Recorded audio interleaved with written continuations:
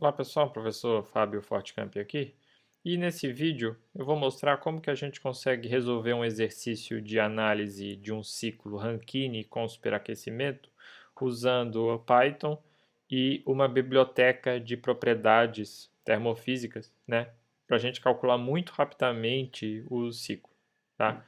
Então, o enunciado está colocado aí na tela, né? É um ciclo de Rankine com superaquecimento, um ciclo simples, que usa água como fluido de trabalho. Então, um ciclo a vapor. Então, ele dá alguns parâmetros. Os três parâmetros que geralmente são usados para caracterizar um ciclo Rankine, que é a pressão de caldeira. Então, aqui nesse diagrama aqui, seria, né, esse diagrama aqui, né, esse processo aqui, 2, 3. Então, ele ocorre a 6.000 kPa ou 6 MPa, né, e o condensador a 50 kPa, tá? Seria esse processo aqui. Na entrada da turbina, a temperatura é de 450 graus Celsius. Seria esse ponto 3 aqui. Então, as duas pressões e a temperatura de entrada da turbina, né? Isso é o mínimo necessário para caracterizar um ciclo de Rankine com superaquecimento. Ele fala que a eficiência isentrópica da turbina é de 94%. Tem um vídeo aqui falando o que é eficiência isentrópica. E as perdas na bomba são desprezíveis. Tá? Então, a eficiência isentrópica da bomba seria de 100%. E a água que sai do condensador é subresfriada em 6,3 graus Celsius. Então, o ponto de entrada da bomba, né, ele não estaria aqui, né, ele está um pouco mais para baixo, ele está um pouco mais frio. Tá? A caldeira é dimensionada para uma vazão máxima de 20 kg por segundo. E daí ele pede para calcular a taxa no qual o calor é adicionado na caldeira, a potência necessária para operar a bomba, a potência útil produzida pelo ciclo e a eficiência térmica. Tá? Então, tem um vídeo aqui falando de uma análise de primeira lei. Né? A gente vai aplicar isso aqui. Então, para calcular essas grandezas, a gente vai precisar calcular basicamente a entalpia de cada ponto e, em alguns casos, algumas outras propriedades. Então, por exemplo, a temperatura 1, né, ele fala que a água é subresfriada em 6,3 graus Celsius. Então, se você não sabe, eu vou usar aqui Python, tá? Que eu acho que é bem simples de seguir o raciocínio, tá? Isso aqui não é para ensinar vocês a programarem Python, mas talvez olhando esse vídeo, né, vocês vão conseguir resolver exercícios, tá? Sem usar nenhum grande recurso de programação, tá? De uma maneira bem direta. Então, eu vou colocar que a pressão de condensação é de 50 kPa. Então, 50 vezes 10 na 3. Tá? Sempre em tudo no SI para ficar mais fácil. Então, aqui tem um ΔT na bomba, que é de 6,3. 6,3, né? Então, a temperatura do ponto 1 é a temperatura de condensação, é a temperatura de saturação, menos esse ΔT. Agora, qual que é essa temperatura de condensação? Daí eu tenho que calcular, eu teria que ir numa tabela, né, de 50 kPa, achar qual que é a temperatura de condensação. Né? Aqui eu vou usar uma biblioteca que se chama coolprop. Então, eu vou aqui importar, tá, da biblioteca coolprop, do módulo também chamado de coolprop, eu vou importar uma função que se chama props SI, né? Propriedades no SI, né? No sistema internacional. Tá? Essa basicamente é a única função que a gente precisa. Então, aqui, o que eu quero? Eu quero, então, uma propriedade. Qual propriedade que eu quero? Eu quero a temperatura.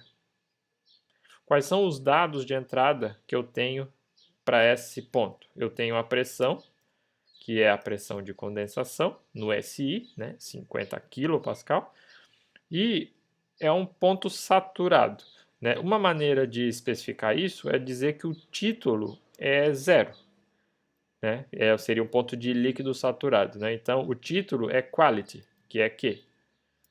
Então, título igual a zero. Né? E eu preciso especificar qual que é o fluido de trabalho, né? Aqui então é água, né? E aqui tudo em inglês, né? Então water, tá? Então eu acho que é bem simples de entender, né? Eu quero a temperatura de condensação, então é a temperatura, vírgula, onde a pressão, vírgula, é a pressão de condensação, o título é 0 e é da água, tá? Eu vou copiar isso aqui, porque a gente vai usar, né, esse esquema aqui muitas vezes. Então, o ponto 1 é aquele ponto ali, tá? Agora, qual que é a entalpia do ponto 1? Quando a gente tem um ponto que está líquido, comprimido, né, uma aproximação é você pegar as propriedades de líquido saturado nessa temperatura. Então, a entalpia do ponto 1 é a entalpia, onde a temperatura é a temperatura do ponto 1 e o título é igual a 0. Tá? Isso é uma aproximação. Eu vou precisar também pegar o volume específico do ponto 1. Então, a biblioteca cuprop não tem função de volume, ela tem densidade. Então, eu vou pegar aqui o inverso, né? 1 sobre a densidade. E densidade, density é D, tá? Então, a densidade do ponto 1. Agora eu vou calcular o trabalho da bomba, tá? E se vocês estão meio perdidos, né, vejam um vídeo sobre análise de primeira lei, tá? O trabalho da bomba é o V1 vezes a pressão de caldeira menos a pressão de condensação, onde a pressão de caldeira é 6 MeV. Então, 6 vezes 10 na 6. E o trabalho da bomba, né, a saída da bomba, é o H1 mais o trabalho da bomba. Então, esse é o ponto 2. Daí vamos calcular o ponto 3, onde eu tenho a pressão e tenho a temperatura, que é de 450, tá? E aqui a gente tem que sempre usar em Kelvin. Então, 450 mais 273. Tá? Ah, por que que aqui eu não coloquei em Kelvin? Porque isso aqui é uma diferença de temperatura, né? É o quanto que a temperatura baixou, né? Não é um valor absoluto de temperatura, né? E diferença de temperatura em Kelvin em graus Celsius é a mesma coisa, tá? Então aqui não precisa converter. Então eu vou copiar, né, esse dado aqui. Então o H3 é a entalpia, onde a temperatura é a temperatura do ponto 3, só que aqui o outro ponto é a pressão, né? A pressão é a pressão de caldeira, tá?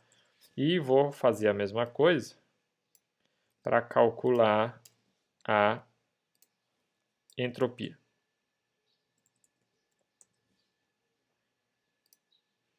Agora, para calcular o processo 3,4, primeiro eu preciso calcular o processo 3,4S. Então, o S do ponto 4S é igual a S3. Seria um processo isentrópico, né? A entalpia do ponto 4S, então, vai ser a entalpia onde a pressão é a pressão de condensação e a entropia é a entropia do ponto 4S. Daí agora, a entalpia do ponto 4, né, eu vou usar a definição de eficiência isentrópica. Então, isso vai ser um H3.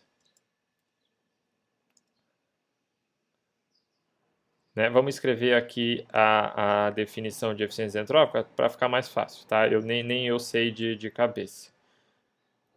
Né? O eta S da turbina, né, é o trabalho real, que seria H3 menos H4, pelo trabalho máximo, que seria H3 menos H4S. Então, o H4 é o H3 menos a eficiência vezes H3 menos H4S.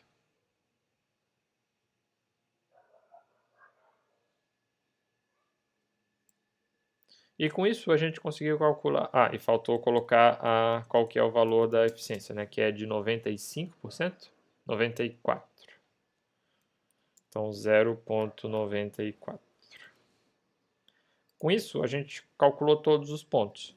Então, vamos ver o que ele pede. Ele pede a taxa no qual o calor é adicionado na caldeira. Tá? Então, vou executar esses valores aqui, só para ver se não deu nenhum erro. Não deu. Então, vamos calcular aqui. O calor de entrada é H3 menos H2.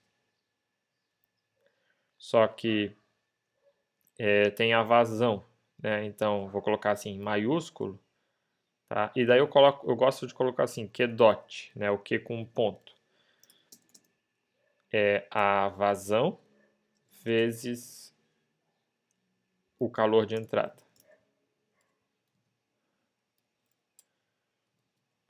Tá? E a vazão é de 20. Tá? M dot, né? Para deixar bem claro que é uma vazão. Tá? E vamos ver quanto é que deu esse valor. Tá? Isso aqui está em watt. Tá? Vamos dividir por 1000 para dar... Aliás, vamos dividir por 1 vezes 10 na 6 para dar em megawatts. Tá? Então, o calor é de 59,65 megawatts. Tá? Outra coisa que ele pede é a potência da bomba. A potência da bomba é a vazão vezes o trabalho específico da bomba, né? E vamos dividir aqui por 10 na 6 para dar... Opa, bomba. Então, o trabalho da bomba é de 0,12 megawatts, né? Muito pequeno. Ele pede daí a potência útil. Então, a potência da turbina, o trabalho da turbina, né, é H3 menos H4. Daí eu preciso multiplicar pela... Aliás, primeiro eu vou calcular o trabalho líquido, que é turbina menos bomba. E daí a potência mesmo vai ser a vazão vezes esse trabalho. Aí vamos colocar aqui quanto é que deu em megawatts. 18 megawatts, tá? O que tá ok, é mais ou menos um nível de potência que as usinas conseguem produzir. E daí a eficiência é a potência, o trabalho líquido sobre o calor de entrada. Tá? E eu vou multiplicar por 100 aqui para dar em porcento, dá uma eficiência de 30,25%, tá? Que é a eficiência das usinas mesmo, né? Não costuma ser mais alta do que isso, né? É o ciclo com Rankine com superaquecimento, né? Sem nada de acréscimo. Agora, uma coisa que é interessante a gente calcular é a razão de consumo de trabalho, que é a razão entre a potência da bomba e a potência da turbina. Tá? Isso dá 0,67% já. Então, isso é relevante se vocês já tiveram aula sobre o ciclo Brayton, onde a razão de consumo de trabalho do ciclo Brayton costuma ser na ordem de 67%, né? Ou seja, 100 vezes maior, né? Então, o ciclo Brayton ele consome muito trabalho para comprimir. E aqui, não, né? Aqui o trabalho da bomba é desprezível em função ao trabalho da turbina. Tá? Mas para ser preciso e como a gente consegue calcular facilmente, a gente costuma levar em consideração. Então, pessoal, essa é uma maneira de você fazer uma análise de ciclo muito rapidamente, né?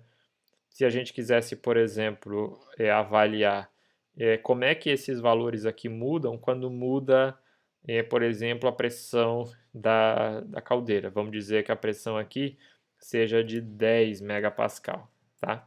Então vamos ver, o calor de entrada era de 59, se aumenta a pressão, passa para 58. Bom, dá para ver que não é muito sensível, né?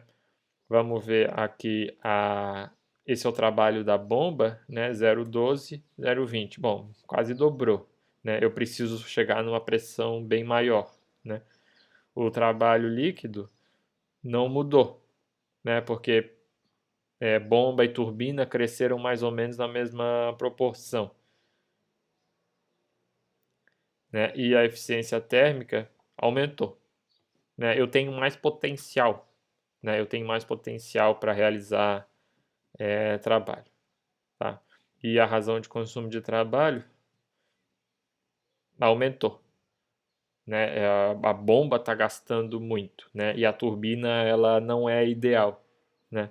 Então é bem fácil você brincar, né? E começar a perceber, né? O que acontece se eu mudar a pressão, se eu mudar a temperatura, o que acontece se eu for baixando a eficiência, né? Dá para fazer gráficos, enfim, dá para brincar bastante com isso.